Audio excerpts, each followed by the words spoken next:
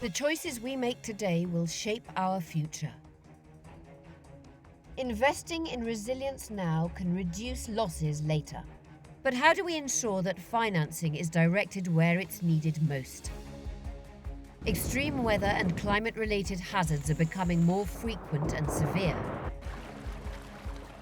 When combined with growing population in vulnerable areas and increasing vulnerability, especially for the poorest, these hazards create conditions for escalating losses with devastating economic impacts.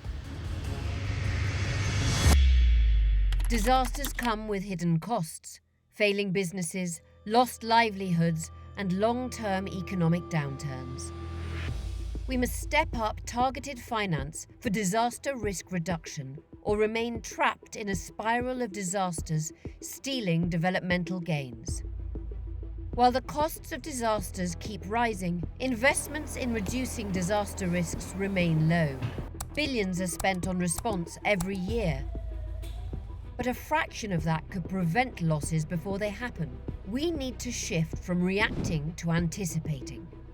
Developing countries face a particular shortfall. Only 1 to 2% of official development assistance goes to reducing disaster risks.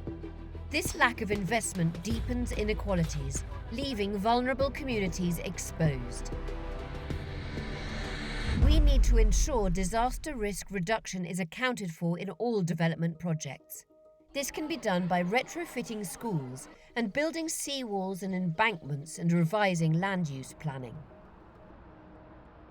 4.2 trillion could be saved in low and middle-income countries alone if new infrastructure is designed to be climate resilient. So what must happen next? We must ensure that disaster risk reduction is funded consistently, with dedicated funds set aside in national and local budgets. We must ensure that all sectors integrate risk reduction into their planning. Private capital must be encouraged to invest in risk reduction. By developing regulatory frameworks, co-financing mechanisms, and public-private partnerships. And where possible, we must leverage climate finance to bolster these efforts. We must innovate insurance solutions in the field of disaster risk financing. Finally, we need to ensure that all future investments are risk-informed. We are at a fork in the road. Will we continue down a path of escalating disaster costs? Or will we invest in resilience, unlocking a future of security and sustainable growth?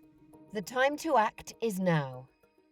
Investing in disaster risk reduction means financing a resilient future.